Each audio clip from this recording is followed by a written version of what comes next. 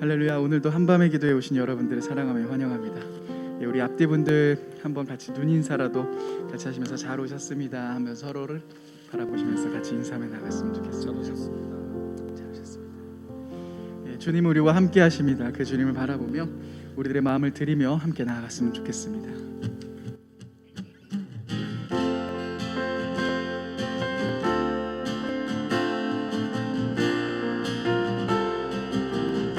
주 안에 있는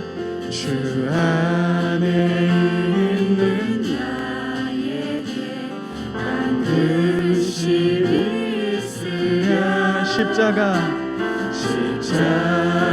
이때 나가 내 짐을 풀어내. 주님을 찬송하면서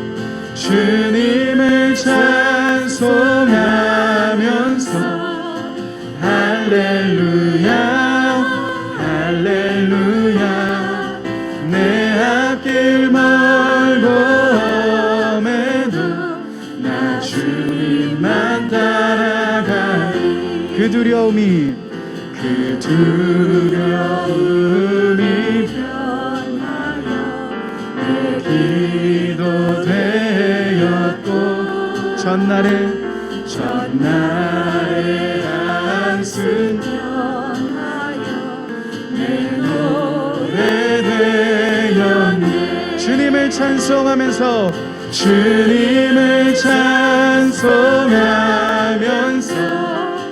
할렐루야 할렐루야.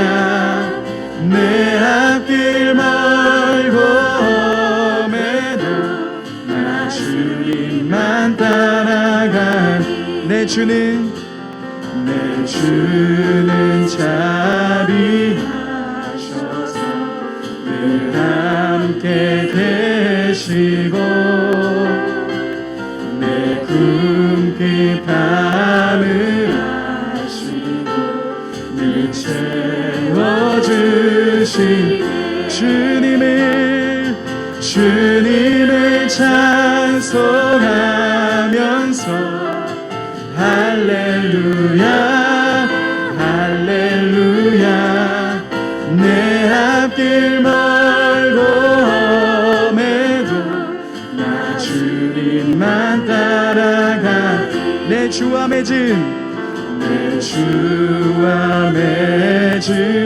언약은 영불변하시니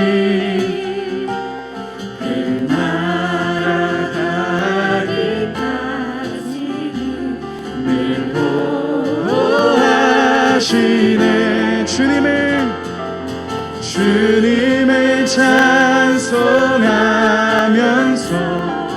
할렐루야 할렐루야. 내 앞길 멀고 험해도. 우리 4절 다시 한번 찬양하겠습니다. 내 주와 맺은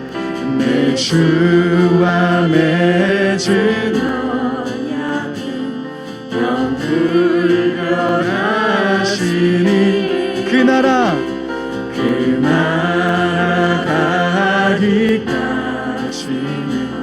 늘 보호하시네. 주님을 찬송하면서 할렐루야 할렐루야. 내 앞길 멀고 험해도 나 주님만 따라가. 주님을 찬송하면서 할렐루야 할렐루야. 내 앞길 멀고 험해도 나 주님만 따라가리. 태산을 넘어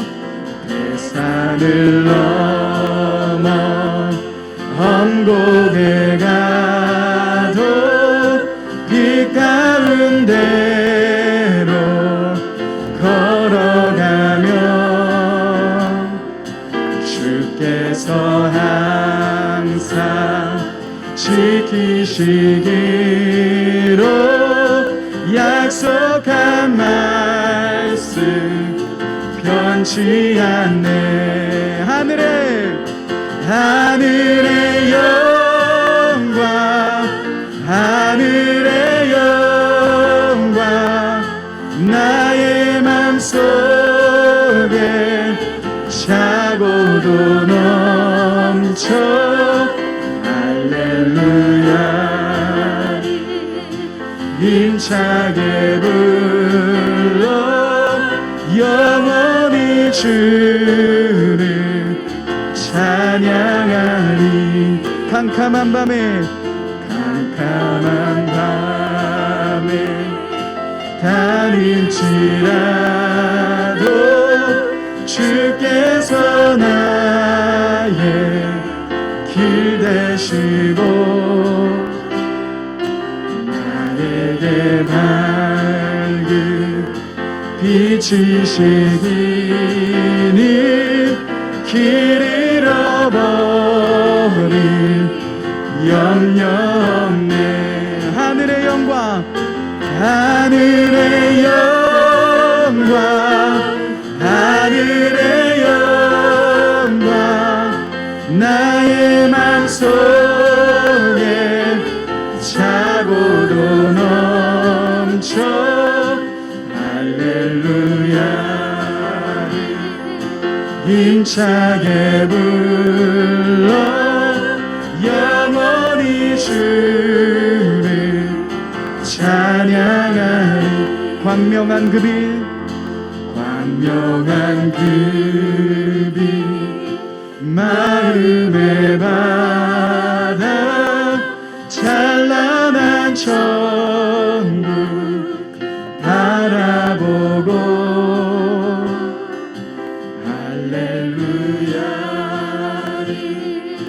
힘차게 불러 날마다 빛에 걸어가리. 하늘의 영광, 하늘의 영광, 나의 맘속에 차고도 넘쳐.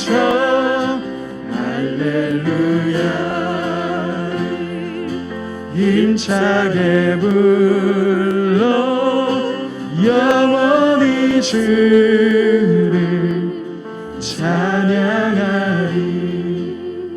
하늘의 영광, 하늘의 영광, 하늘의 영광, 나의 맘속에 차고도 넘쳐. 할렐루야 힘차게 불러 영원히 주를 찬양하리.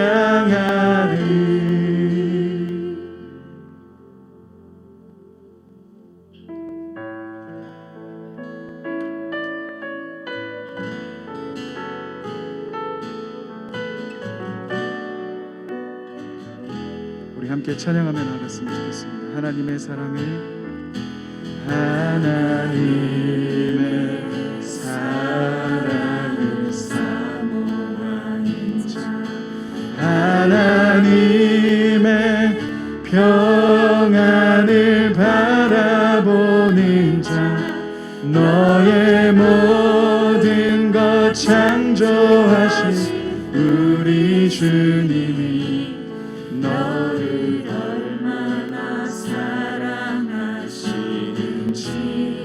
하나님께 찬양과 경배하는 자, 하나님의 선하심을 닮아가는 자, 너의 모든 것 창조하신 우리 주님이 너를 자녀 삼으셨네. 하나님 사랑의 눈으로, 하나님 사랑의 눈으로 너를 어느 때나 바라보시고, 하나님 인자한, 하나님 인자한 귀로서 언제나 너에게 기울이시니,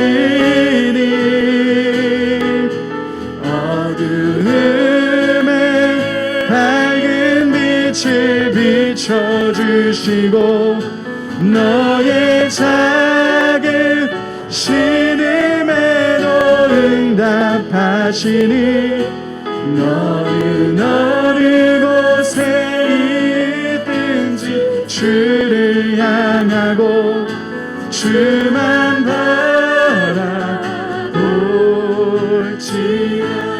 다시 한번 처음부터 고백하겠습니다.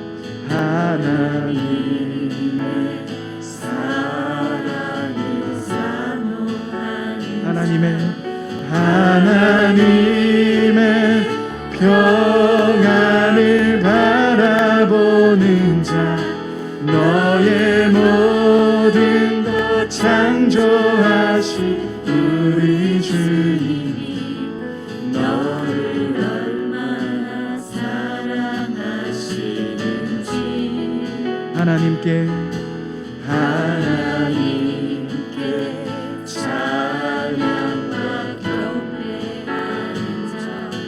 하나님의 선하심을 닮아가는 자, 너의 모든 것 창조하신 우리 주님이 너를 자녀 삼으셨네.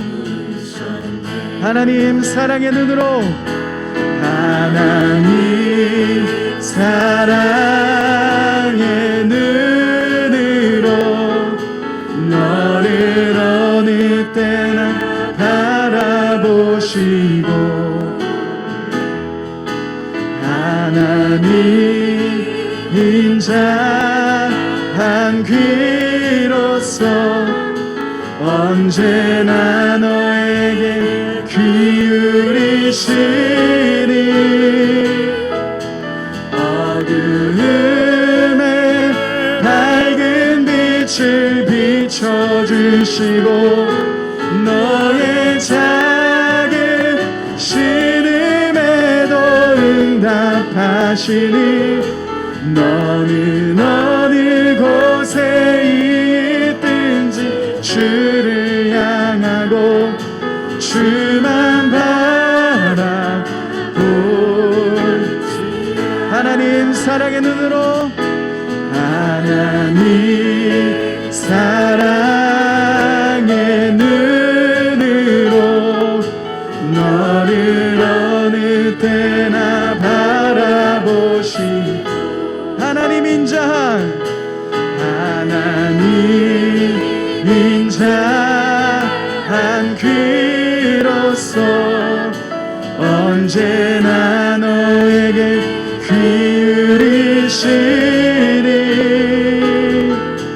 어두움에 밝은 빛을 비춰주시고 너의 작은 신음에도 응답하시니, 너는 어느 곳에 있든지 주를 향하고 주만 바라볼지라. 어두움에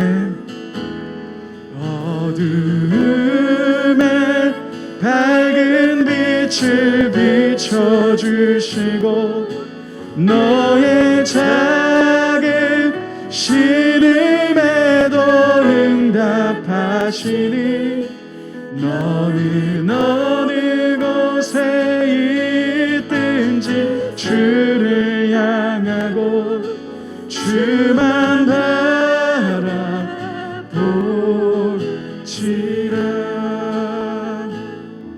예수 예수 우리 왕이여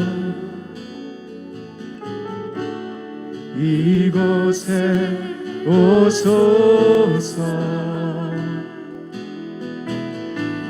보좌로 주여 임하사 찬양을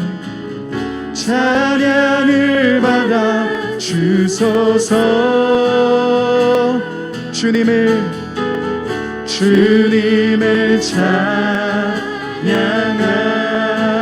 찬양하오니 주님을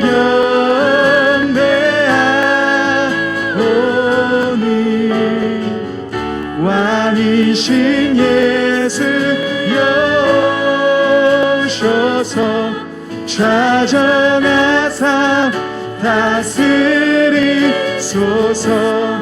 주님을 찬양하오니 주님을 찬양하오니 주님을 경배하오니 왕이신 예수여 오셔서 좌정하사 다스리소서 주님을 찬양하오니 주님을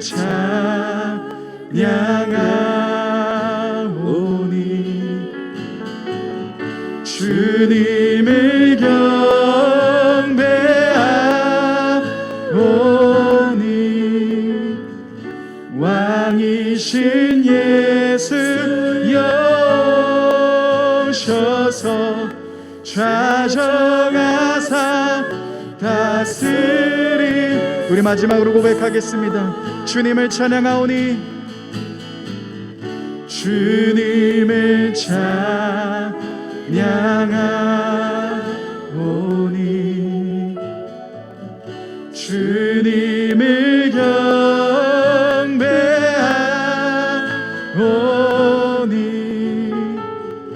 왕이신 예수여 오셔서 좌정하사 다스리소서 이 시간 같이 한번 기도하며 나아갔으면 좋겠습니다. 주님은 예배자들을 기다리고 계십니다. 오늘도 이 시간 예배자들을 찾고 계십니다. 주님 왕이신 주님 앞에 우리가 모든 것을 드리며 주님 한 분만을 경배하기 원합니다. 주님 한 분만을 사랑하며 주님 한 분만을 예배하기 원합니다. 나의 모든 삶의 문제에 갇혀있는 것이 아닌 왕이신 주님께 나의 모든 삶을 드리며 주님만을 더 깊이 예배하겠습니다. 함께 같이 한번 기도하며 나아갔으면 좋겠습니다. 기도하시겠습니다. 주님 우리가 주님을 더 깊이 예배합니다. 왕이신 주님을 더 깊이 경배합니다. 우리의 모든 마음들 내려놓고 우리의 모든 문제들 내려놓고 주님을 더 깊이 바라보며 나아갑니다. 주님 한 분만을 더 깊이 예배합니다. 오 주님 임하여 주옵소서. 오 주님 임하소서. 오 주님 우리와 함께 하소서. 주여 임하여 주옵소서. 주님을 더 깊이 바라봅니다. 주님을 더 깊이 예배합니다. 오 주님 임하소서. 오 주님 임하소서.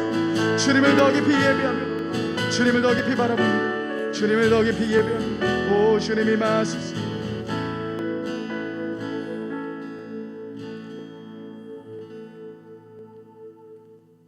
오늘 여기 우리를 함께 예배 드리는 자리 가운데 부르시고 또한 부르신 이곳 가운데 친히 우리 가운데 임하셔서 함께 하시는 주님을 우리가 기뻐하며 감사하며 나아갑니다.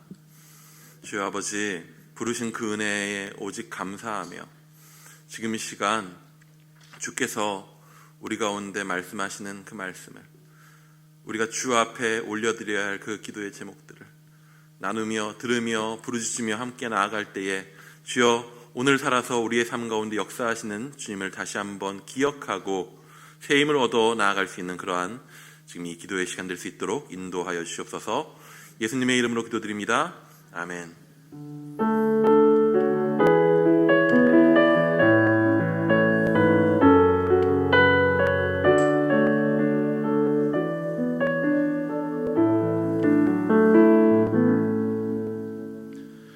우리 학가다 말씀 요한복음 4장 34절 말씀 3번 함께 학가다 하도록 하겠습니다. 요한복음 4장 34절 말씀. 예수께서 이르시되 나의 양식은 나를 보내신 이의 뜻을 행하며 그의 일을 온전히 이루는 이것이니라. 요한복음 4장 34절 말씀. 요한복음 4장 34절 말씀.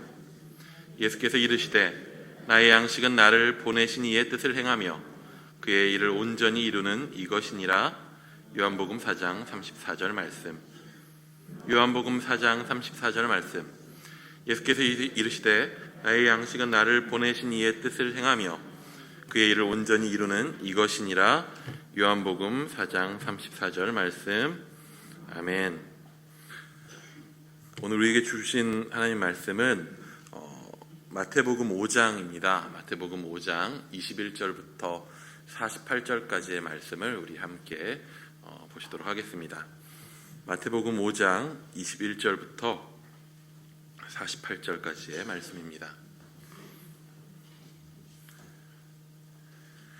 찾으셨으면 우리 한 절씩 교독하도록 하겠습니다. 옛사람에게 말한 바 살인하지 말라. 누구든지 살인하면 심판을 받게 되리라 하였다는 것을 너희가 들었으나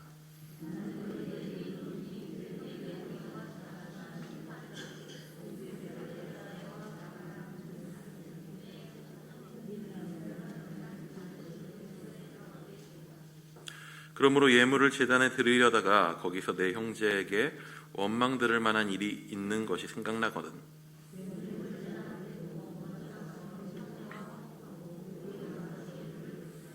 너를 고발하는 자와 함께 길에 있을 때에 급히 사화하라. 그 고발하는 자가 너를 재판관에게 내어주고 재판관이 옥리에게 내어주어 옥에 가둘까 염려하라.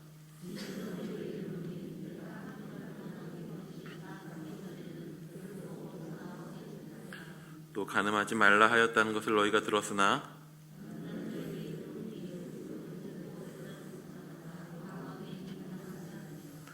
만일 내 오른 눈이 너로 실족하게 하고는 빼어내어 버리라. 내 백체 중 하나가 없어지고 온몸이 지옥에 던져지지 않는 것이 유익하며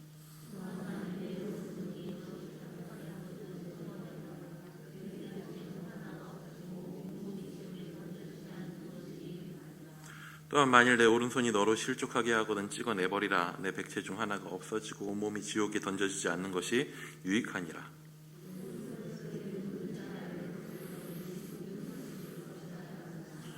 나는 너에게 이르노니 누구든지 음행한 이유 없이 아내를 버리면 이는 그로 간음하게 함이요 또 누구든지 버림받은 여자에게 장가드는 자도 간음함이니라.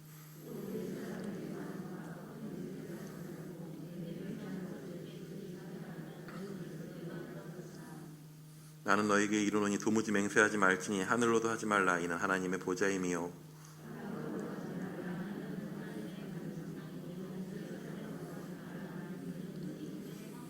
내 머리로도 하지 말라. 이는 내가 한 터럭도 희고 검게 할 수 없음이라.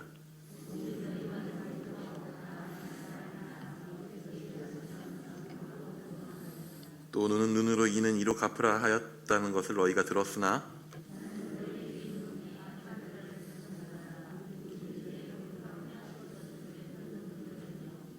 또 너를 고발하여 속옷을 가지고자 하는 자에게 겉옷까지도 가지게 하며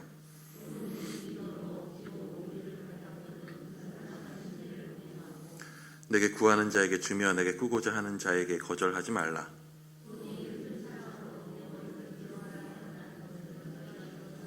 나는 너에게 이르노니 너희 원수를 사랑하며 너희를 박해하는 자를 위하여 기도하라.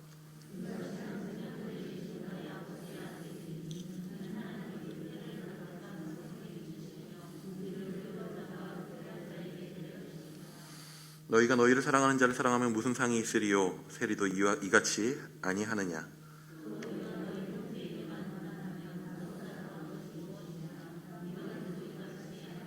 함께 읽습니다.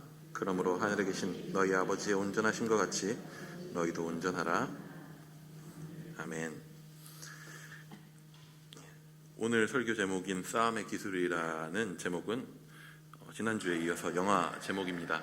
지난주에 룰스 오브 인게이지먼트라고 하는 그 영화 제목을 설교 제목으로 사용한 거에 이어서 오늘도 영화 제목을 설교 제목으로 삼게 되었는데, 사실 원래 영화 제목으로 꼭 설교 제목을 해야지라고 하는 건 원래 의도한 것은 아니었습니다. 그냥 이 지난주 제목이나 이번주 설교 제목이나 설교의 내용과 참 잘 어울리고 함축적이구나라는 생각이 들어서 정했는데, 당장 두 주를 총 한 달 동안 한밤 설교하는 4번 중에 2번의 설교를 영화 제목으로 고르고 나니까 나머지 2번을 영화 제목으로 안 고르면 내가 잘못하고 있다라는 느낌이 들더라고요.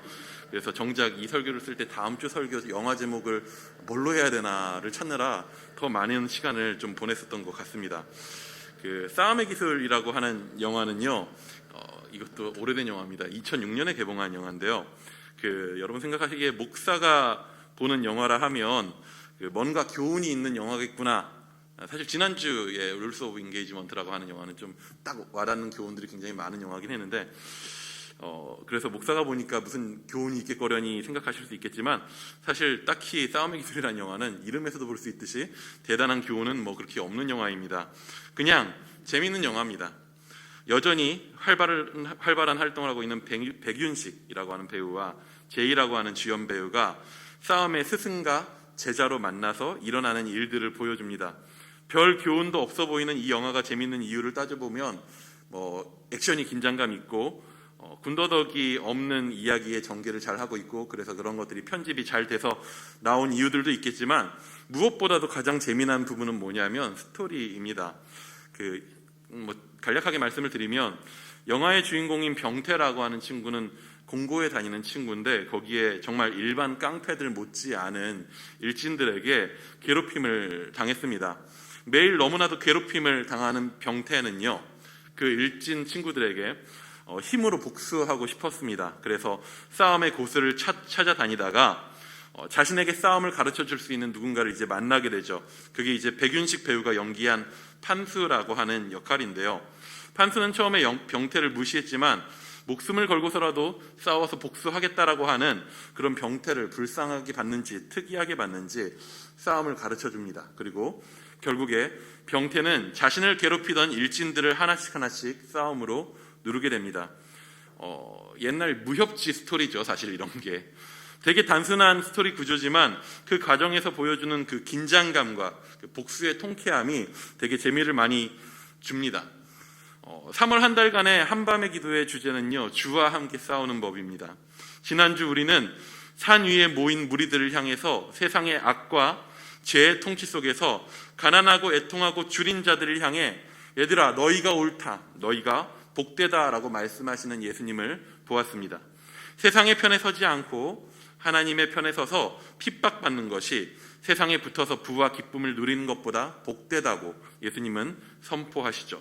그리고 그들을 향해서, 그 사람들을 향해서 우리는 소금으로서, 빛으로서 죄와 악의 세상에 맛을 바꿔버리고 빛을 비춰서 그 어둠의 상태를 바꿔버리는 그런 세상을 바꾸는 싸우는 존재로서 부름받았다라고 예수님은 선포하십니다. 우리는 소금으로서의 짠맛을 잃지 않아야 하고 빛으로서 우리 자신을 어두운 가운데 가려놓으면 안 됩니다. 즉 우리는 세상 속에서 풍요와 성공을 위해 우리의 그리스도인된 정체성을 적당히 혹은 과감하게 무시해버리는 행동들을 해서는 안 된다는 것이죠.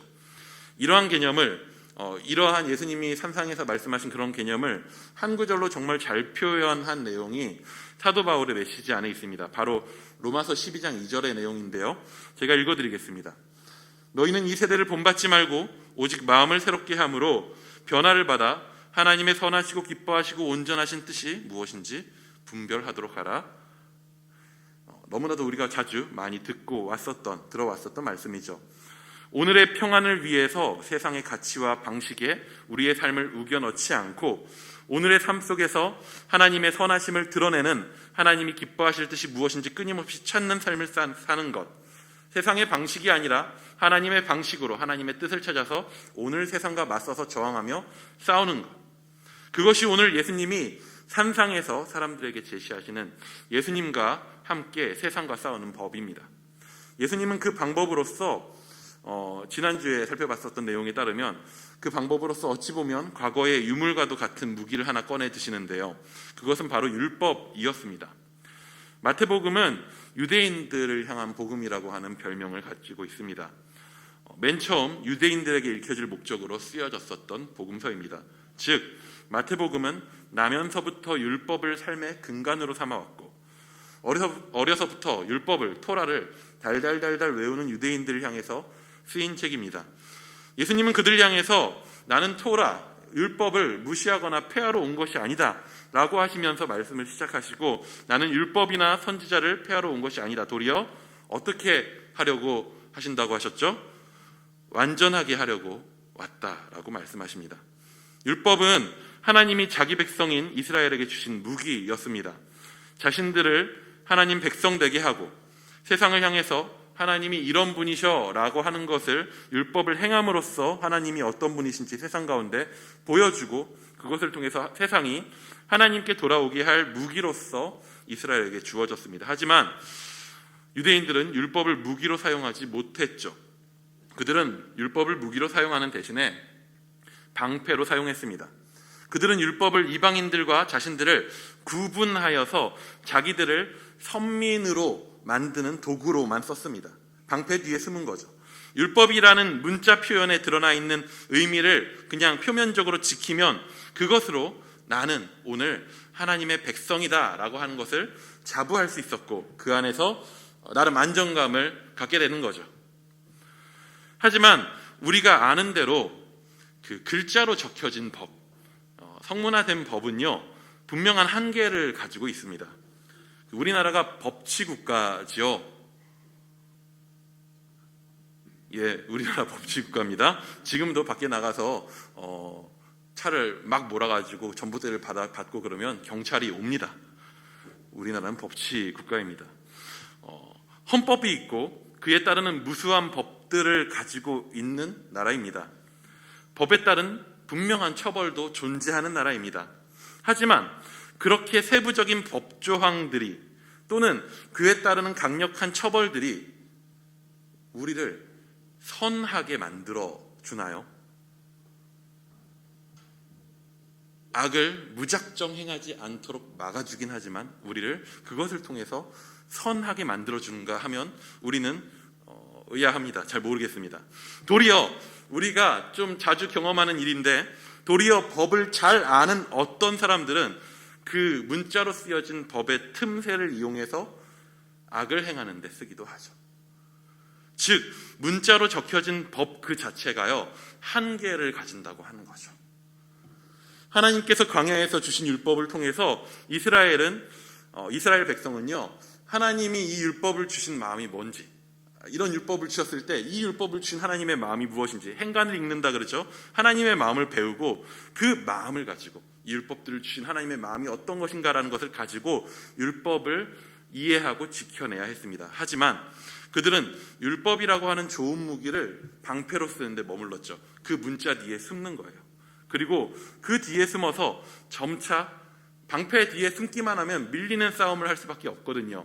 유대인이라는 그냥 이름 안에서 점차 세상에 밀리는 싸움을 할 수밖에 없었죠. 세상 사람들을, 이방의 사람들을 하나님을 알게 하고 돌아오게 하기보다는 자기들의 정체성마저도 지키기 쉽지 않은 상황 가운데 살아가고 있었죠. 그런데 예수님이 오늘 그 율법을 가지고 더 나은 의라는 것을 오늘 선포하십니다.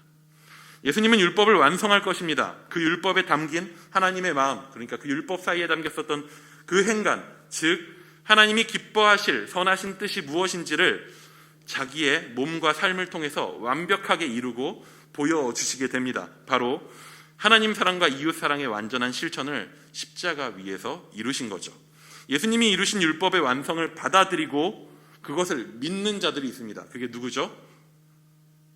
바로 오늘을 살아가고 있는 우리, 그리스도인이라는 이름으로, 제자라는 이름으로, 그리스도의 군사라는 이름으로 살아가는 우리입니다. 우리는 그리스도 안에서 그리스도의 방법으로 세상에 대항하며 하나님이 주신 말씀을 무기로서 사용하여 세상과 싸우는 법을 배워나가야 되고 익혀나가야 됩니다. 싸움의 기술에 나온 주인공이요, 스승을 만납니다. 그리고 그 스승을 만나서 자기 안에 있는 싸움을 잘 해낼 수 있는 잠재성을 발견하고 훈련을 하는데 빨래를 짜는 훈련을 하더라고요. 싸움을 할 때 쓰는 근육은 평소에 쓰는 근육과 다르다며 하는데, 그러한 우리가 쓰지 않았었던 말씀을 사용하는 근육들을 날로 훈련하면서 날로 더욱 세상과 싸우는 힘을 길러나가야 하는 거죠. 그 주인공이 그러면서 세상과 일진과 싸워서 하나하나 이겨나가는 것처럼 우리는 우리의 스승인 예수께서 우리에게 가르쳐 주시는 싸움의 기술에 귀 기울여야 합니다. 바로 오늘 우리가 읽은 21절에서 48절의 내용은요, 예수께서 더 나은 의를 실제 싸움에서, 현장에서 어떻게 구현해낼 수 있을 것인가, 그 기술을 어떻게 구현해낼 수 있을 것인가에 대한 실예들이라고 할 수 있습니다. 그래서 오늘 본문들은요, 그 도입이 굉장히 비슷합니다. 우리 21절 한번 같이 읽어보도록 하겠습니다. 21절입니다. 시작. 옛사람에게 말한 바 살인하지 말라.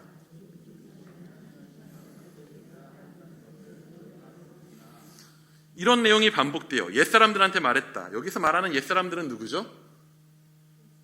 구약 백성들, 구약 율법을 받았었던 백성들이겠죠. 그 사람들은 아마 지금 예수님께 이 새로운 더 나은 의를 듣고 있는 사람들도 산 위에 있었지만 그 옛사람들도 시온이 아니죠. 시내산이라고 하는 산에서 산으로 내려오는 그 말씀을 들었었던 사람들이죠.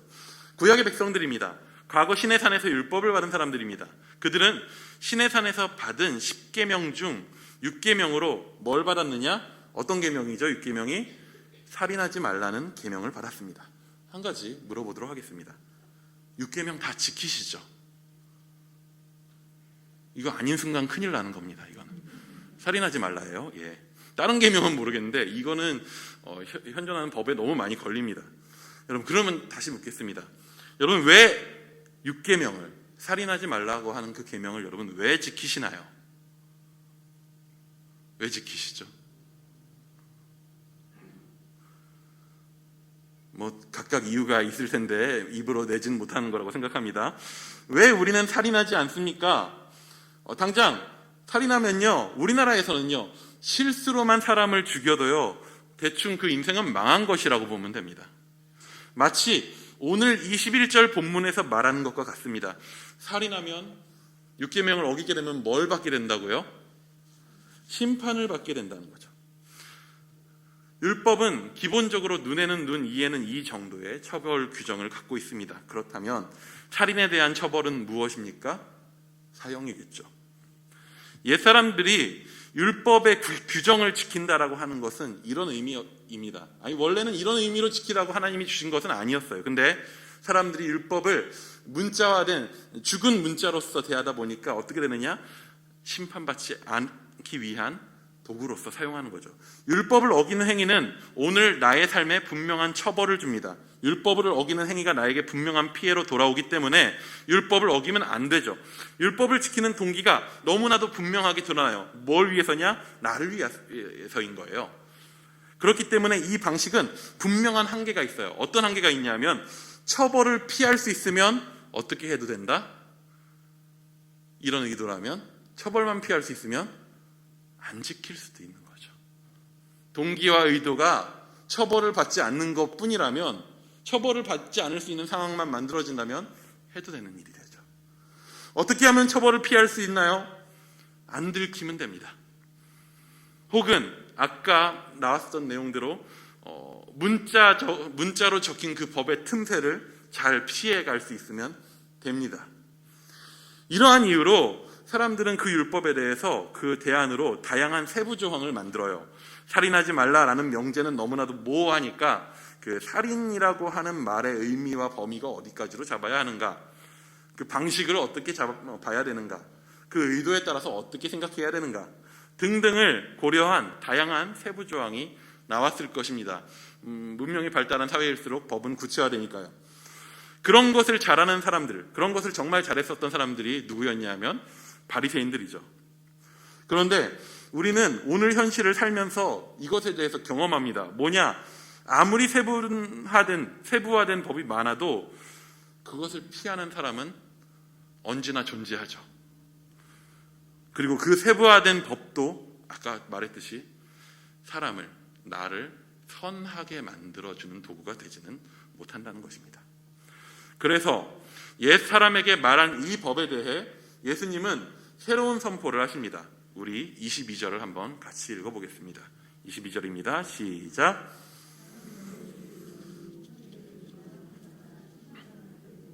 형제를 대하여 나가라 하는 자는 공회에 잡혀가게 되고 미련한 놈이라 하는 자는 지옥불에 들어가게 되리라. 사실 옛 사람에게 말한 바 너희가 이렇게 들었으나 나는 너희에게 말하는 이렇게 말한다 라고 하는, 이렇게 말한다라는 내용에는요, 뒤에 보면 또 반복해서 나오지만요, 약간의 과장을 통해서 의미를 좀 더 분명하게 드러내는 방법으로 예수님이 말씀을 하셔요. 혹시 여기에 단 한 번도 누군가에게 화내지 않은 분 혹시 계십니까? 나는 단 한 번도 누군가에게 화를 내지 않았다. 혹시 다른 사람을 향해서, 누군가를 향해서 바보 같은 놈아 라고 하면서, 혹은 비슷한 말을 하면서 답답해하면서 핀잔을 주거나 그런 마음, 누군가를 향해서 저 자식 답답해 라고 하면서 너무나도 비난하고 싶은 마음을 먹어보지 않은 분들이 혹시 있으십니까? 그런 마음을 먹고 누군가에게 그런 비난을 해본 적이 있으신가요? 그럼? 이것도 안 해보셨고 저것도 안 해보셨으면 어떻게 해야 될지 모르겠지만 아마 다들 해보셨을 것입니다. 누군가를 비난해 보셨을 거예요. 핀잔 주셨을 거예요. 당장 저는 오늘 우리 말 안 듣는 우리 딸한테도 했어요. 여러분 하셨습니까? 그럼 여러분 살인하신 겁니다. 법정에 가셔야 돼요. 이따가 저랑 같이 가시면 됩니다. 예수님이요, 어떻게 보면 과장의 표현을 통해서 우리에게 분명하게 말씀하시는 거예요. 뭐냐? 형제를 증오하고 그를 비난하고 혐오하고 그에게 상처 주고 그를 공동체에서 배제하려고 하는 마음과 행위를 하는 그 모든 것들, 형제라고 말하면서 누군가를 그런 대상으로 만들어버리는 그 모든 마음과 행동들이 하나님이 보시기에는 결국에 살인과 같다는 거예요. 왜 그런가요? 뒤에 나오는 예수님이 제안하시는 새로운 싸움의 방법을 보면 그 이유가 함께 드러나게 됩니다. 예수님은요, 우리가 세상 속에서 산다면 결코 피해갈 수 없는 배제와 혐오의 살인과 같은 폭력에 대항하는 방법, 그러한 세상의 폭력에 대해서 우리가 어떤 방식으로 대항해야 할 것인가라는 것을 알려주십니다. 폭력은 우리가 살아가고 있는 악한 세상이 주로 많이 사용하는 강력하고 정말 피해가기 힘든 무기입니다. 그 가해자가 누군가가 돼서 나에게 피해를 주든 혹은 내가 가해자가 돼서 누구에게 피해를 주든 우리는 그 폭력의 방식, 세상의 방식에 빠져들어 있게 되는 거죠. 우리는 여기에 어떻게 맞서야 할까요? 우리 23절에서 24절까지의 말씀을 한번 같이 읽어보겠습니다. 23, 24절입니다. 시작. 거기서 내 형제에게 원망 들을 만한 일이 있는 것이 생각나거든. 예물을 제단에 두고 먼저 가서 형제와 화목하고 그 위에 와서 예물을 드리라. 예물을 제단에 드리려다가 라는 말은 지금 무엇을 하러 가고 있다는 의미입니까? 제사를 드리려고 가는 중 혹은 당장 지금 드리려고 하는 순간이라는 거죠. 우리식으로 그냥 어떤 신학적 필터나 그런 것들을 많이 얘기하지 않고 그냥 우리식으로 편하게 생각하면 예배 드리러 가는 길 혹은 예배당에 들어와서 이제 예배가 시작하려는 순간입니다. 그때에 문득 생각나는 거죠. 내가 이번 주에 다퉜던 누구, 내가 이번 주에 미워했던 누구, 내가 이번 주에 상처 줬던 누구, 혹시 지금 떠오르십니까? 저는 떠오릅니다. 그럼 어떻게 하라고 하나요? 제단에 예물을 드리기 전에 제단 앞에 예물을 두고 일단 그 행동을 멈추고 그에게, 생각난 그에게 찾아가라고 합니다. 그럼 우리 지금 나갈까요?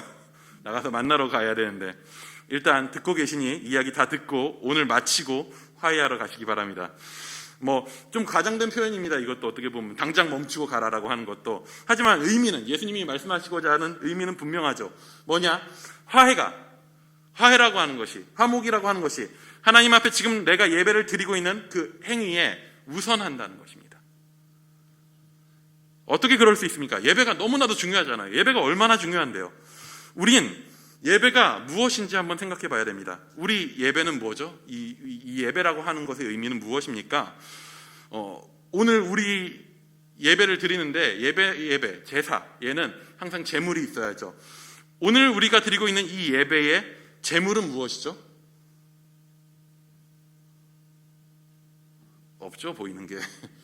근데 명확하게 있습니다. 뭐냐면 오늘 우리가 드리는 모든 예배의 제물 되신 분은 딱 한 분, 바로 예수 그리스도십니다. 그분이 단번에 제사로서 자신을 제물로 드리셔서 우리가 하나님 앞에 예배 드릴 수 있게 하셨죠. 그분이 하나님과 우리 사이에 원수된 관계를 화목해 회복시키셨어요. 자신을 제물로 드려서, 자신의 몸을 흠없는 제물로 십자가에 들이심으로 하나님과 우리 사이의 벽을 허물었습니다. 그리고 하나님과의 회복된 관계는요, 하나님과 나와의 회복된 관계뿐만 아니라 더 나아가서 나와 너 사이의 관계를, 그 관계의 회복을 이루게 합니다. 아담이 하나님께 반역한 그 순간부터 뭐가 시작되냐 하면 아담과 하와 사이에 틈이 발생해요. 하나님과 관계가 깨지니까 하와의 관계가 깨져요. 당신이 주신 저 여자가 나에게 먹게 했습니다. 아내 탓을 하죠. 그렇게 시작했었던 하나님 관계가 깨진 것과 인간 관계의 파괴가요, 예수 그리스도를 통해서 다시 회복되는 거죠. 우리가 함께 모여서 드리는 예배는요, 우리를 하나님과 화목해 하시고 그 안에서 우리를 하나 되게 하신 그 일, 예수께서 제물로 드려주시고 하나님께서 이루신 그 일에 대한 경축입니다. 감사입니다. 화해가 예배의 행위에 우선되게 되는, 예수님이 그렇게까지 말씀하시는 이유가 무엇입니까? 형제와의 화목을 무시한 채 드리는 예배의 행위는요, 그 예배 자체의 의미를 모욕하는 행동이 되거든요. 누군가를 미워하기로 작정하고 누군가를 공동체에서 배제하는 행위를 정당화하는 마음을 가지고 누군가에게 상처를 준 채로 그에 대한 안타까움과 고민도 없이 화목에 대한 예배의 행위만으로 우리의 의로움을 드러내려고 한다면, 우리를 위해 십자가에 달리신 예수 그리스도와 그 아들을 제물로 내어주신 하나님을 모욕하는 행동인 겁니다. 그러니까 멈춰야죠. 미움의 마음과 행위가 하나님께는 왜 살인과 같은 수준으로 받아들여집니까? 그리스도인이 누군가를 미워한다는 것은 그 미움의 대상을 예수 그리스도의 그 생명에서 배제하는 행동입니다. 나를 위해 생명 주신 예수 그리스도의 사랑을 무시한다는 의미에서 나 또한 그 사랑에서 배제되게 만드는 행동인 거죠. 그렇기에 세상이 사용하는 폭력과 살인의 무기 앞에서, 그 갈등의 무기 앞에서 우리는 어떻게 저항해야 합니까? 내가 누군가를 미워하는 것, 혹은 누군가가 나를 미워하고 폭력을 행해서 그 관계가 깨어지는 것, 깨어진 관계 안에서, 폭력으로 깨어진 그 관계 안에서 우리는 어떻게 저항해야 하나요? 그에 대한 우리의 무기는요, 싸움의 기술에서는 힘에 대한 저항 기술은 힘이었습니다. 더 강한 힘, 더 강한 폭력. 하지만 그와 다르게 우리의 무기는 폭력과 미움에 대해 폭력과 미움으로 맞서는 것이 아니라 화해와 사랑으로 맞서는 것입니다. 화해로 맞선다는 것이, 화해라고 하고 있는 뭔가 포용적이고 긍정적인 의미와 맞선다라고 하는 단어가 좀 상반돼 보이지만 맞습니다. 폭력에, 영리에 저항해서 순리라고 하는 것, 화해와 사랑으로 저항하는 거죠. 이걸 정말 잘하는 사람이 한 명 있는데, 사실 이 사람 얘기하고 나가지고 좀 하다 보면 뒷부분 많이 말을 하지 못하고 마칠 것 같은데, 이 사람 얘기를 좀 꼭 소개하고 싶습니다. 정말 이걸 잘한 사람이 있어요. 누구냐 하면 바로 다윗입니다. 다윗을 죽이려고 한 자가 있습니다. 누구죠? 사울이죠. 다윗에 대한 미움으로 가득 차서 악한 영의 지배를 받아서 사울은 다윗을 죽이려고 했습니다. 사울은요, 미움과 혐오, 폭력과 살인의 영으로 가득 차 있었죠. 그는 광야에 도망쳐 있는 다윗을 죽이려고 3천여 명의 정예병을 끌고 광야로 나섰습니다.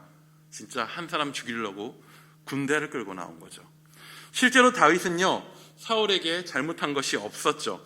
그는 사울에게 충성했고 그를 위해서 싸웠습니다. 만약 여러분 이런 상황이면, 내가 다윗이면 이런 상황을 겪게 된다면, 누군가 난 정말 그 사람을 신뢰하고 잘해줬는데 그가 나를 죽이려고 하는, 나에게 피해를 주려고 한다면 어떻게 하시겠습니까? 사울을 향한 마음이 어떨까요? 사울을 향해서 어떤 마음을 갖게 될까요? 너무 밉지 않을까요? 사실 제가 이번 주에 비슷한 경험을 하긴 했거든요. 완벽하게 신뢰 관계에 묶여 있다고 생각한 사람이었는데 그 사람이 너무나도 쉽게 그 신뢰를 깼더라고요. 아직까지 그 피해가 저한테 직접 오지는 않았는데 그 사람이 나를 속이고 나에게 피해가 올 수 있는 행동을 했다는 것 자체가 생각보다 꽤 큰 충격이더라고요. 당장 비난하고 싶고 다시 보고 싶지 않다라는 마음이 들었습니다. 아마도 다윗은 훨씬 더 했을 것입니다. 왜냐하면 이건 목숨이 걸린 일이거든요. 자기 목숨과 자기 가족의 목숨까지도 위협받고 있는 거예요. 제가 다윗이었으면요, 어떻게든 그 나와 나의 가족의 목숨을 위협하고 있는 그 원인을 죽일 수 있는 기회만 있다면 어떻게든 제거했을 거예요. 그런 다윗에게 기회가 오죠. 다윗은 엔게디 강야에 있는 굴에 숨어 있었습니다. 군대를 몰고 온 사울은요, 화장실이 급해서 굴을 찾아 들어갑니다. 밝은 곳에 있다가 들어온 사울은요, 그곳에 있는 다윗과 그의 사람들을 보지 못하죠. 사울은 완벽하게 무방비 상태가 되고 다윗은 그런 사울을 뒤에서 지켜봅니다. 다윗의 부하들이 말합니다. 하나님께서 주신 기회입니다. 다윗도 순간 그렇게 생각했을 것입니다. 자기 안에 있는 그 억울함, 그 서러움, 지금도 자신을 위협하고 가족을 위협하는 그 사울에 대한 원망, 그 모든 것을 담아서 들고 있는 칼로 얼마나 찌르고 싶었을까요? 근데 다윗은 거기서 멈춥니다. 그리고 사울의 옷자락만을 칼로 베죠. 요즘에요, 그 사이다라고 하는 말을 많이 씁니다. 혹시 사이다라고 하는 말 무슨 의미인 줄 아시나요? 달달하고 톡 쏘는 그 음료 말하는 게 아니라, 그 음료 말하는 거긴 한데, 사이다가 뭐죠? 속 시원한 행동하는 거, 속이 뻥 뚫리는 어떤 행동을 볼 때, 야, 저거 사이다다라고 하죠. 싸움의 기술이라는 영화가 주는 재미가 사실 그 사이다거든요. 힘으로, 폭력으로 그 나쁜 놈들에게 복수하는 거, 그런 속이 뻥 뚫리는 그 쾌감을 줘요. 근데 그 사이다의 기회가 다윗한테도 온 거예요. 근데 다윗은요, 정반대의 행동, 사이다와는 정반대의 행동을 합니다. 사이다의 반대말은 혹시 무엇인지 아시나요? 이거 맞추시면 청소년부 교사로 활동할 수 있는 기회가 주어집니다. 아이들의 정서를 공감하고 있다는 건데, 사이다의 반대말은 뭐죠? 진짜 모르겠군요. 고구마. 어디서 들렸습니다. 고구마예요. 고구마 또한 요즘 많이 쓰는 말인데 어떤 의미죠? 답답한 행동을 하는 것들을 보고 고구마라고 하죠. 영화 같은 데서 뭔가 답답한 행동을 하는 캐릭터를 향해서 야, 저게 우리에게 고구마를 100개를 먹이는구나 라고 얘기해요. 고구마 100개를 물 없이 먹으면 어쩌죠? 속이 답답해서 죽을 수도 있습니다. 다윗에게 기회가 왔습니다. 사이다를 날릴 수 있는 기회가 왔죠. 근데 다윗은 어떻게 해요? 그 기회를 날려버립니다. 고구마 같은 짓을 하는 거죠. 그런데 다윗은 이 사이다의 기회, 사이다를 저지를 수 있는 상황이라고 생각되는 이 복수의 기회를 어떻게 사용합니까? 사울이 큰일을 다 보고, 볼일을 보고 시원하게 밖으로 나갑니다. 부하들을 데리고 그 굴에서 멀리 이동합니다. 추격할 수 없을 정도의 거리가 됐을 때, 사울이 갔을 때에 다윗이 굴에서 나와서 사울을 멀리서 부릅니다. 내 주 왕이여. 그리고 다윗은 사울을 향해 엎드려 절합니다. 그리고 말합니다. 오늘 여호와께서 굴에서 왕을 내 손에 넘기신 것을 왕이 이제 아셨을 것입니다. 어떤 사람이 나에게 말했습니다. 왕을 죽이라고. 근데 내가 왕을 여전히 아껴서 말하기를 나는 내 손을 들어서 내 주를 해하지 아니하리니 그는 여호와의 기름 부음을 받은 자이기 때문이라 라고 말했습니다. 내 아버지여, 보소서, 내 손에 있는 왕의 옷자락을 보소서. 내가 왕을 죽이지 아니하고 겉옷자락만 베었은즉 내 손에 악이나 죄가가 없는 줄 오늘 아실지니이다. 왕은 내 생명을 찾아 해하려 하시나 나는 왕에게 범죄한 일이 없나이다. 다윗은요, 복수의 기회에 폭력과 살인으로 보복하는 대신에 그 기회를 도리어 자신의 오해를 풀고 화해를 이루는 기회로 사용합니다. 사울이 대답합니다. 나는 너를 학대하되 너는 나를 선대하니 너는 나보다 의롭도다. 혹시 다윗이 여기서 사울을 죽이지 않은 것이 아직도 답답한 고구마처럼 보이십니까? 저는 이렇게 통쾌한 사이다가 없다고 생각합니다. 오늘 다윗은요, 폭력과 살인의 칼로 사울을 찌르는 대신 용서와 화해의 검으로 사울이 아닌 사울을 붙잡고 있는 악한 영을 찌른 것입니다. 폭력과 살인의 악한 영에 붙잡혀 있던 사울은요, 그 순간 정신을 차리고 자신이 얼마나 악했었는지를 돌아보게 되죠. 막강한 선, 악으로는 이길 수 없는 막강한 선을 무기로 휘둘러서 깨질 것 같지 않던 악한 권세를 오늘 다윗이 깨트린 거예요. 만약 다윗이 그 자리에서 사울을 찔렀다면요, 그 순간엔 통쾌했을지 모르겠지만요, 아마 예상하기를 이스라엘은 긴 내전에 휩싸이게 되었을 것입니다. 폭력과 살인의 끝없는 반복 속에서 이스라엘은 더 긴 고통 속에 들어가게 되었을 것입니다.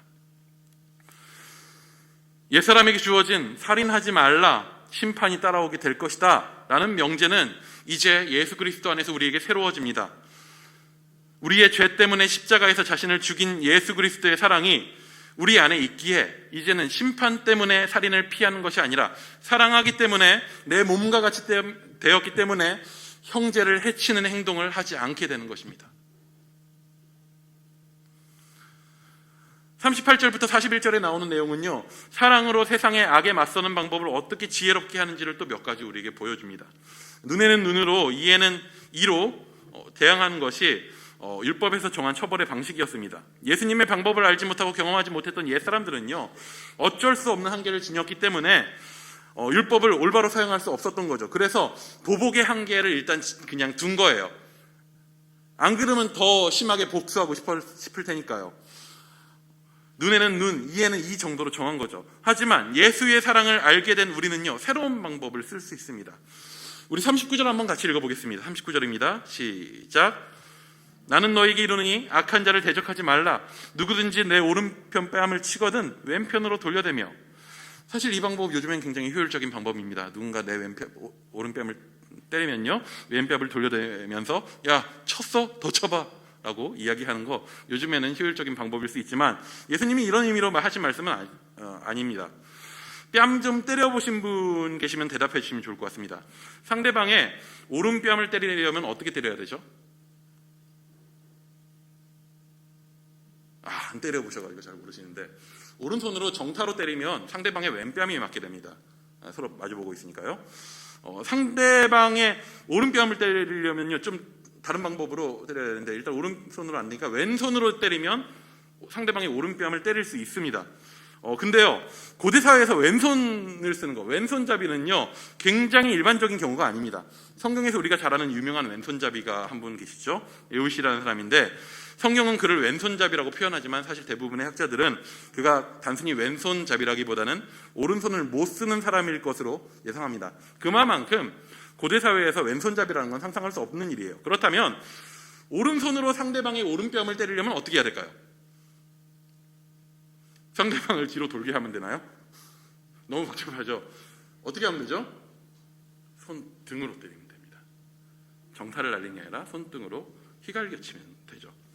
그런데 손등으로 때리는 행위는요, 단순히 상대에게 나의 분노를 표현해서 고통을 주려고 하는 행위와는 다릅니다. 손등으로 때리는 행위는요, 상대방을 나의 감정을 나눌 수 있고 공감할 수 있는 어떤 인간 동등으로 보는 게 아니라 인간 이하의 존재로 보고 치워버리려는 행동이에요. 상대방을 내 분노의 감정을 표현할 동등한 존재로, 그런 존재로도 보지 않는 거죠. 그런 행동을 당한다면 여러분 어떻게 행동하시겠습니까? 모욕을 당했습니다. 그러면 어떻게 하실 거예요? 거기서 내가 바꾸는 못 산다 그러고 나도 이렇게 날려버리면 어떻게 되죠? 개싸움이 되는 거죠. 예수님은요, 폭력으로 저항하는 대신에 이렇게 하라고 합니다. 왼뺨을 대래요. 오른뺨을 맞았으면 왼뺨을 대라고 합니다. 왼뺨을 때리려고 하면 어떻게 해야 되죠? 오른손으로 정타로 때려야 돼요. 나를 모욕하는 행동으로 때리는 것이 아니라 나와 감정을 나눌 수 있는 동등한 대상으로서 나를 치더라도 치십시오 라고 하는 행동이죠. 그 행동을 통해서 뭘 보여주느냐, 상대방으로 하여금 내가 지금 이 사람을 인간 이하로 보면서 손등으로 때리는 행위가 얼마나 악한가, 얼마나 잘못된 행동인가 라는 것을 폭력을 가한 상대가 깨닫게 하는 거예요. 어느 누군가가 나를 고발해서 내 속옷을 가져가려고 합니다. 속옷을 왜 가져가려고 했을까요? 변태처럼. 근데 당시에는 속옷이 그런 개념이 아니라 속옷은 재산이었어요. 좋은 재산이었습니다. 그래서 잘못된 고발을 해가지고 억울하게 만들어서 속옷을 뺏으려고 할 때에 어떻게 하라고 하시나요? 우리 40절도 한번 같이 보겠습니다. 40절입니다. 시작. 또 너를 고발하여 속옷을 가지고자 하는 자에게 겉옷까지도 가지게 하며. 속옷은 재산이에요. 근데 겉옷을 가지게 하래요. 야, 속옷을 뺏어가려고? 야, 겉옷도 줄게. 여러분, 겉옷은요 재산의 범위를 넘어서요. 겉옷은 당시 사람들에게 있어서는요 옷이라기보단 집이었어요. 유목민족의 출신을 가지고 있는 이스라엘 사람들에게 있어서, 그리고 40년간의 광야 생활을 한 그들에게 있어서 겉옷이라고 하는 것은요 자신의 몸을 보호해 줄 수 있는, 생명을 보호해 줄 수 있는 최소한의 수단이었습니다. 겉옷을 뺏는다는 것은요 당장 오늘 밤 얼어 죽을 수 있다는 것을 의미합니다. 그래서 유대인의 법에 의하면요, 율법에 의하면요 겉옷은요 압류도 허용되지 않았어요. 출애굽기 22장 26에서 27절에는요 내가 만일 이웃의 옷을 전당 잡고는 해가 지기 전에 그에게 돌려보내라 라고 이야기해요. 겉옷을 뺐더라도 밤엔 줘야 돼요. 압류를 할 수 없어요. 불의한 방식으로 나를 고발하여 나의 가진 것을 빼앗아 가려는 악한 자에 대해서 어떻게 저항하라고 하느냐. 아예 야 네가 갖고 있는 겉옷까지 내주어 버려라. 이건 너무 힘든 도전일 수 있습니다. 하지만 그렇게 행동했을 때에 상대방이 이건 아닌데, 내가 지금 이 사람의 것을 탐내고 욕심내고 있는 이 행위가 얼마나 악한 것인가를 내가 더 넉넉하게 나의 갖고 있는 것들을 내어줘버림으로써, 싸움으로써, 폭력으로써, 힘으로써 대항하는 것이 아니라 나를 내어줌으로써 도리어 상대방이 자신이 얼마나 악한가를 깨닫게 하는 거예요. 물론 이런 방법들에는 부작용이 있을 때가 있습니다. 겉옷도 갖고 가는 사람들이 있거든요. 또 누군가가 나에게 억지로 오리를 함께 가자고 합니다. 오리면 거리가 어떻게 되죠? 요즘식으로 킬로미터로 하면 1.3km 정도 되죠? 2km 되나요? 예, 제가 일단일을 잘 안 써서 오리를 함께 가자고 합니다. 함께 데이트하자는 게 아니에요. 2km 정도 함께 같이 걸으면서 호수공원에서 우리 산책 뒤에 합시다 하고 말하는 게 아니에요. 이것은 당시에요, 이걸 요구할 수 있었던 건 누구냐면 당시에 유대라고 하는 나라를 정복하고 있었던 로마의 군인이 유대인들 상대로, 그러니까 정복자가 피지배자들을 대상으로 해서 강제로 징집하는 행동이에요. 로마 군인은요 유대인 아무에게나 짐을 나르게 하되 오리까지, 그러니까 2km까지 강제로 하게 할 수 있었어요. 강제 징집이죠. 정복자의 폭력인 거죠. 예수님이 십자가를 질 수 없는 상태가 되잖아요. 십자가 지고 가시다가, 그러자 로마 군인이 구레네 사람 시몬한테 강제로 십자가를 짊어지게 하죠. 그게 바로 이것이 가능했기 때문에 되는 일이었습니다. 그런데 그런 억울한 정복자의 폭력에 대해서 너희는 어떻게 하라 라고 하시나요? 우리 41절입니다. 함께 읽어볼게요. 41절 시작. 또 누구든지 너로 억지로 오리를 가게 하거든 그 사람과 심리를 동행하고 너 나와 2km를 같이 가야 돼 라고 강제에 의해서 끌려가는 것은요 굴종이에요. 내가 어찌할 수 없는, 복종하게 되는, 폭력에 복종할 수밖에 없는 행동이죠. 하지만 오리를 넘어서 심리 같이 가드릴게요 라고 하는 것은요, 자신의 선택으로 심리를 가는 것은요 나는 당신의 폭력에 굴종하는 것이 아니라 선한 의도로 당신이 가는 길을 도우며 동행해 주는 것입니다 라고 행동하는 거예요. 폭력에 대해서 친절로 대응해 버리는 거죠. 로마 군인은요 그게 부담스러울 거예요. 오리까지는 법인데 그 이상은 불법이거든요. 오리 이상 가는 것은 아무리 정복자라도 법을 벗어난 행위예요. 심리를 함께 가는 순간에 로마 군인은요 그에게 빚진 자가 돼요. 갑을관계가 바뀌어버리는 거죠. 넘치는 선을 통해서 악을 행하는 자를 도리어 부끄럽게 만들어버리는 거죠. 그리고 이러한 예수님이 알려주시는 싸움의 기술은요 마지막에 가장 궁극적인 단계에 이르게 됩니다. 우리 43, 44절입니다. 함께 읽습니다. 시작. 또 내 이웃을 사랑하고 내 원수를 미워하라 하였다는 것을 너희가 들었으나 나는 너희에게 이르노니 너희 원수를 사랑하며 너희를 박해하는 자를 위하여 기도하라. 오늘 우리가 함께 본 예수님이 가르쳐 주시는 세상과 싸우는 싸움의 기술들은요 각각의 상황에 임의의 상대를 배정합니다. 살인하지 말라는 계명 같은 경우에는 내 형제에게 라고 하는 대상을 임의로 설정하죠. 다루진 않았지만 간음하지 말라는 계명은요 그 대상이 분명히 아마도 자기 자기 공동체 안에 있었던 여인 혹은 이혼 증서에 대한 이야기는 자기 아내에 대한 이야기일 거예요. 맹세하지 말라는 계명은요, 최소한 자기 자신 혹은 내 주변에 우리라고 부를 수 있을 법한 사람들 안에서 다루는 내용인 거죠. 모두 평소에 최소한 우리라고 하는 범주 안에 들어와 있는 존재들인 거죠. 하지만 이야기가 뒤로 가면서 그 대상은요, 우리를 넘어서게 됩니다. 훨씬 넓은 범주의 사람들을 포함하게 돼요. 당장 나에 대한 악의를 가지고 나를 사람 취급하지 않고 폭력을 행하는 사람, 나의 가진 것을 빼앗기 위해서 나를 부당하게 고소하는 사람, 41절에 나오는 나에게 억지로 오리를 걷게 하는 사람은요, 당시 유대인으로서는 결코 우리의 범주 안에 들어올 수 없는 이방인 로마의 병사입니다. 그리고 그 결론에 와서 예수님은 분명하게 우리에게 말씀하시는 거죠. 율법이라고 하는 방패 뒤에 숨어서 오늘 나의 선민의식을 유지하고 우리의 유대인됨에서, 오늘 우리의 교인됨에서 머무르며 살아가는 것을 멈추고, 그리고 원래 율법을 통해서 이스라엘이, 교회가 살아내기를 기대하셨던 그 모습을 회복하라고 하는 거예요. 즉 율법 안에 담긴 하나님의 마음으로 오늘 내 형제와 이웃을 사랑하며 그것을 넘어서 너희는 이방의 빛으로 하나님의 제사장 나라로 세워져서 하나님과 원수되었던 이들을 하나님 앞에 돌아오게까지 하는 것, 너에게 주어진 더 나은 의를 무기로 사용함으로써 세상이 하나님을 보게 하는 것, 세상이 스스로 악을 깨닫고 사람들이 악에 붙잡힌 것에서 돌아와서 우리에게 돌아오게 하는 것, 그게 우리가 세상 속에서 예수님의 방식으로 싸우는 것이라 말씀하십니다. 우리는 이에 대해서 어떻게 원수를 사랑할 수 있습니까? 라고 반문하고 핑계 댈 수 없는 사람들입니다. 왜냐하면 지금 우리라고 부르는 우리가 지금 하나님 안에서 우리가 될 수 있었던 그 이유가 무엇입니까? 그것은 바로 예수께서 하나님과 원수되었던 우리를 위해 자기 전부를 내어주는 율법의 완성을 이루신 결과입니다. 하나님과 원수되었던 자들입니다. 우리는 원수입니다. 그분이 우리를 화목케 하신 것입니다.